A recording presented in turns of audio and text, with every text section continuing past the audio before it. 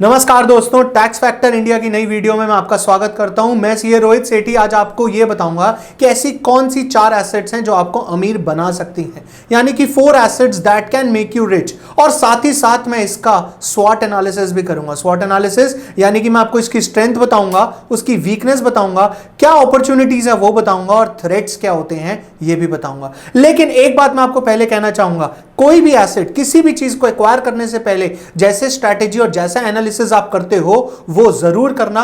मैं आपको सिर्फ एसेट्स बताने वाला हूं, स्ट्रैटेजी और एनालिसिस आपने खुद करना है। ओके, एक कोटेशन बताता हूं मैं आपको। एक्शन इज द फाउंडेशनल की टू ऑल सक्सेस। इसका मतलब क्या होता है? इसका मतलब ये होता है कि एक्शन लेने से ही सक्सेस मिलती है। एग्री, मैं बिल्कुल एग्री करता हूं, लेकिन एक्शन लेने से ज्यादा जरूरी क्या होता है? उस चीज की एम्बिशन करना, यानी कि ambition is the first step to success. जो एक्शन है वो सेकंड स्टेप है। अब आपको मैं इसका एक एग्जांपल देता हूं। एक आदमी होता है जो बड़ा गरीब होता है, वो भगवान से सिर्फ यही कहता है कि ये भगवान तूने मुझे बुरी किस्मत दी है जिस वजह से आज मैं गरीब हूं। मैं वही मेहनत करता हूं जो मेरा दोस्त मेहनत करता है, लेकिन मेरी किस्मत बुरी होने की वजह से मैं गरीब हूं। तो भगवान भी परेशान हो जाते हैं। भगवान कहते हैं एक काम करते हैं, तुझे और तेरे दोस्त को एक ही जगह पे लाके खड़ा कर देता हूं, एक ही अमाउंट देता हूं और एक ही किस्मत देता हूं, देखते हैं दोनों क्या कर सकते हो। तो भगवान ने दोनों को एक जगह पे लाके खड़ा कर दिया और 6,000 रुपए पकड़ाए और बोला कि तुम दोनों फिशिंग करोगे, यानी कि मछली पकड़ोगे। तो दोनों ने फिशिंग करने के इक्विपमेंट्स परचेज करे और परचेज करने के बाद दोनों निकल गए फिशिंग करने। क्योंकि दोनों की किस्मत सेम थी तो दोनों को 20-20 फिश मिली। दोनों मार्केट में सेल करने गए, सारी फिश बिक गई। 100 रुपए में फिश बिक गई उनकी, यानी दोनों के पास आ गए 2-2 हजार रुपए। अब जो गरीब आदमी था उसने क्या किया? पहली बार पैसा देखा, खर्च कर दिया, सारा पैसा खर्च कर दिया। यही अगर हम दूसरे की बात करें तो उसने एनालाइज किया। उसने क्या एनालाइज किया? स्ट्रैटेजी बनाई। उसने सिर्फ 500 रुपए खर्च करे, 1500 रुपए अपने पास रखे और ऐसा 4 दिन तक चलता रहा। अब सोचो, जब उसने 1500 रुपए 4 दिन तक सेव करे तो कितने पैसे सेव हो गए? 6,000 रुपए। फिशिंग इक्विपमेंट कितने के थे? 6,000 के। उसने एक और इक्विपमेंट खरीदा, एक आदमी हायर करा और साथ ही उसने उसको भी लगा लिया फिशिंग के लिए। अगले दिन फिशिंग पर गए। अब क्या हुआ? उसको तो 20 फिश मिली, इसको कितनी मिल गई? 40। उसने 20 बेची, पैसा खर्च कर दिया। इसने क्या किया? 500 खुद रखे, 500 उस लड़के को दिए जो हायर किया था, 3,000 रुपए सेव कर लिए। अब 2 दिन बाद इसके पास फिर से पैसे आ गए एक और फिशिंग इक्विपमेंट खरीदने के लिए, और ऐसे ही चलता रहा। अब आप खुद समझ के देखो, स्ट्रैटेजी के साथ, एम्बिशन के साथ जब इसने ऐसा किया तो एक दिन ऐसा आया कि ये ऑफिस में बैठा है आराम से, 200 लोग इसके नीचे काम कर रहे हैं, फिश पकड़ के ला रहे हैं, और ये बेचारा आज भी वही कर रहा है। 20 फिश पकड़ता है, बेचता है और खा जाता है सारा। तो आप ये समझो कि एम्बिशन जो है वो सबसे ज्यादा जरूरी है, एक्शन और स्ट्रैटेजी उसके बाद आती है। तो चलो दोस्तों, मैं आपको बताता हूं ऐसी कौन सी 4 एसेट्स होती हैं जो आपको अमीर बना सकती है। ऐसी कौन सी पहली एसेट है, जानना चाहते हो? तो चलो देखते हैं पहली एसेट कौन सी है। The first asset is stock. Stock है हमारी पहली एसेट।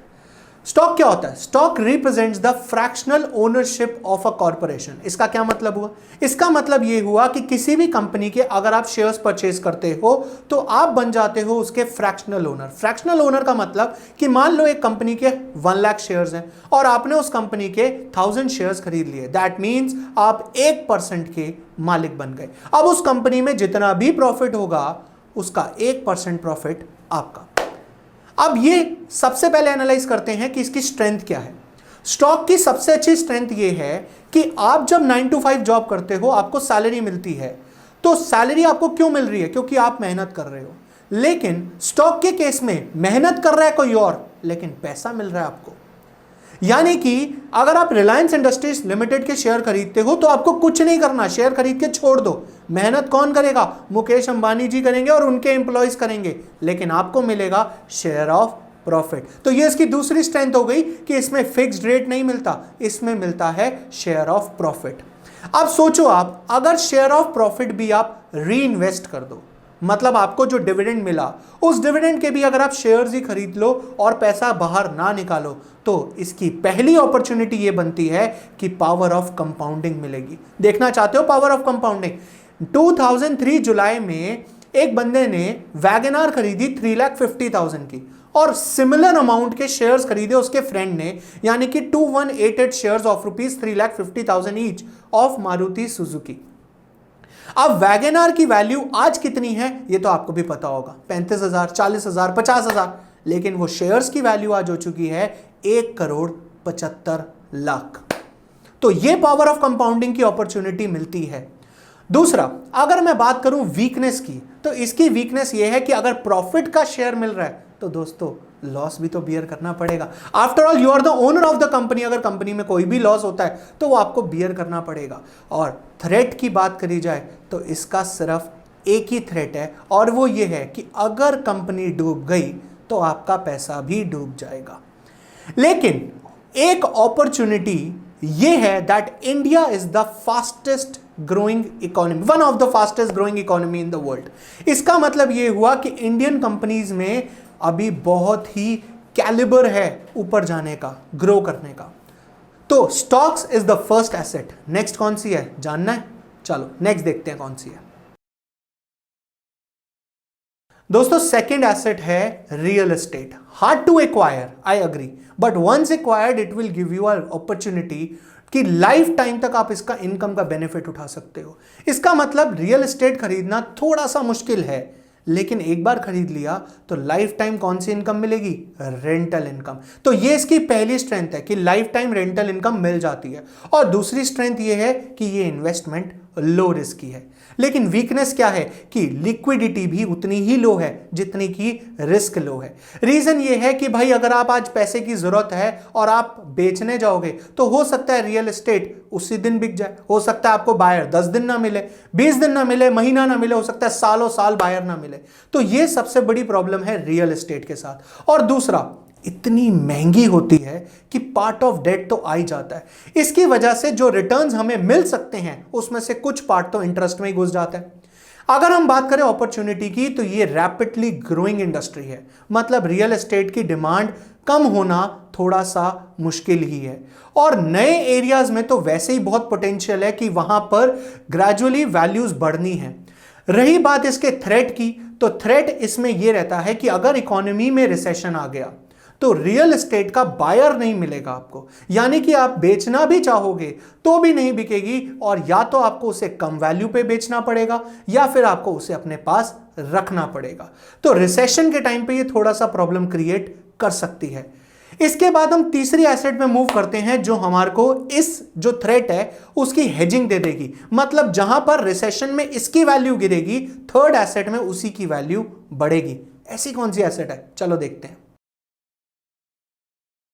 जस्ट नाउ मैंने एक वर्ड यूज किया, हेजिंग। हेजिंग क्या होता है? हेजिंग होता है जब कई चीजें आपको लॉस दे रही होती हैं तो एक ऐसी चीज भी आपके पास होनी चाहिए जो उस टाइम पे बाकी चीजों से लॉस हो रहा है तो उधर वहां पे वो प्रॉफिट हो जाए। ऐसी कौन सी चीज है? ऐसी चीज है कमोडिटीज। कमोडिटीज हेजिंग करने में बहुत हेल्प करती हैं, यानी कि जब इकोनॉमिक रिसेशन आता है तब स्टॉक मार्केट भी डाउन आ जाती है, रियल एस्टेट की वैल्यू भी डाउन आ जाती है, लेकिन हेजिंग कमोडिटीज जो है वो एक ऐसी चीज है जिसकी उस टाइम पर वैल्यू बढ़ जाती है क्योंकि लोग वहां से पैसा विड्रॉ करके कमोडिटीज में इन्वेस्ट करते हैं। अब इसकी स्ट्रेंथ क्या है? इसकी स्ट्रेंथ ये है कि इस टाइम पर आप कमोडिटीज किसी भी फॉर्म में ले सकते हो। आप फिजिकल फॉर्म में भी ले सकते हो, मोटा मोटी मैं कमोडिटी में गोल्ड सिल्वर लेके चलता हूं, तो आप फिजिकल फॉर्म में भी ले सकते हो, आप डिजिटल फॉर्म में भी ले सकते हो, आप ETF फॉर्म में भी ले सकते हो, बॉन्ड्स में भी ले सकते हो, और आप म्यूचुअल फंड्स में भी ले सकते हो। तो आप इस टाइम पे किसी भी फॉर्म में कमोडिटीज को एक्वायर कर सकते हो। दूसरी इसकी जो स्ट्रेंथ है वो ये है कि इसकी लिक्विडिटी बहुत हाई होती है, मतलब आप जब चाहो ये बिक सकती हैं, बिकने में प्रॉब्लम नहीं होती। अब बात करें अगर इसकी वीकनेस की, तो इसकी वीकनेस में सबसे बड़ी वीकनेस ये है कि आपको इसकी स्टोरेज कॉस्ट बहुत महंगी पड़ती है। It is not easy to store any commodity. कोई भी कमोडिटी को एक एक्स्ट्रा क्वांटिटी में स्टोर करना मुश्किल ही होता है।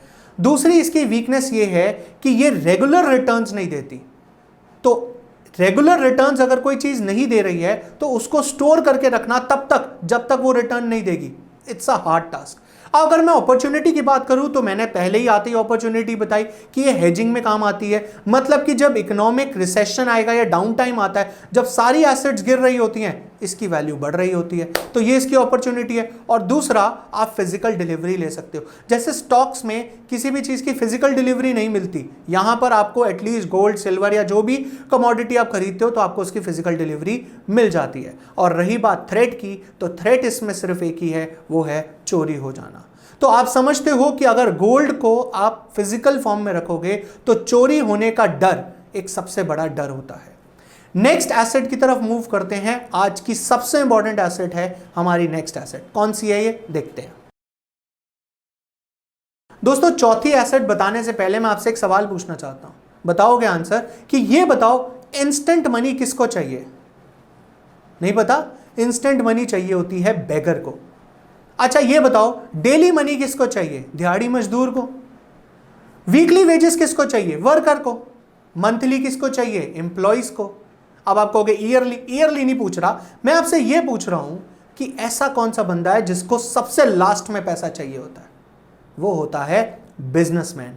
जी हां दोस्तों, चौथी एसेट है हमारी बिजनेस। यानी कि 9 to 5 की जॉब से हटकर आपका एक बिजनेस होना भी जरूरी है, जहां पर आप लोगों के लिए काम नहीं करोगे, लोग आपके लिए काम करेंगे। तो पहली strength, that employees work for you. और दूसरा, सारा का सारा प्रॉफिट आपका। आप सोच के देखो, आप कहीं पे जॉब करते हो और आपकी सैलरी 50,000 है, तो क्या आपसे वो एम्प्लॉयर सिर्फ 50,000 ही अर्न करता होगा? नो, आपकी वजह से शायद वो 5 लाख अर्न करता होगा। तो सोचो, जब आप बिजनेस करोगे तो पूरे के पूरे 5 लाख आप खुद कमा सकते हो। और अगर आप इस 5 लाख कमाए हुए पैसे को री इन्वेस्ट कर देते हो तो वो कन्वर्ट हो जाता है अपॉर्चुनिटी में। क्यों? क्योंकि अपॉर्चुनिटी में मिलेगी आपको पावर ऑफ कंपाउंडिंग। आपका बिजनेस धीरे धीरे धीरे धीरे बड़ा होता जाएगा, जैसा कि मैंने उस फिशरमैन का बताया था स्टार्टिंग में।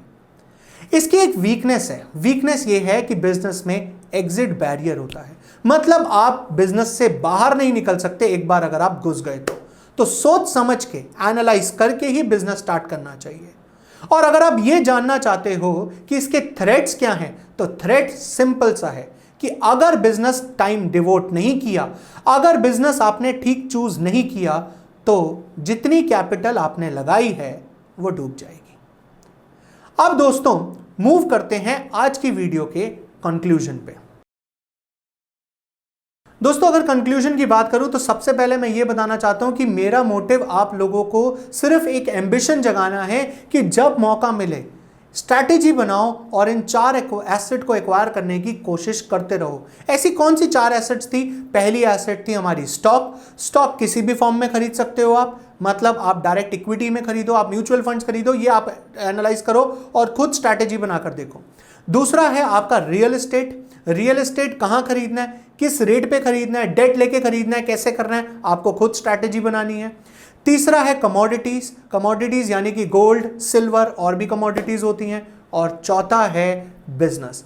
अब अगर आप ये जानना चाहते हो कि किसी भी बिजनेस को स्टार्ट करने के लिए कौन कौन से स्टेप्स फॉलो करने चाहिए, तो दोस्तों इसके ऊपर मैं वर्क कर रहा हूं और मैं जल्दी आपके साथ एक वीडियो शेयर करूंगा जिसमें मैं आपको ये बताऊंगा कि अगर आप कोई भी बिजनेस स्टार्ट करना चाहते हो तो कौन कौन से स्टेप्स फॉलो करके आप इजीली बिजनेस स्टार्ट कर सकते हो। तो आज के लिए इतना ही। इस वीडियो को शेयर करो, कमेंट करो और लाइक करो। और अगर आप हमारे चैनल पे नए हो तो सबसे पहले सब्सक्राइब करो और बेल नोटिफिकेशन पे क्लिक करना मत भूलना। तो दोस्तों मिलते हैं नेक्स्ट वीडियो में। आज के लिए इतना ही। Bye bye.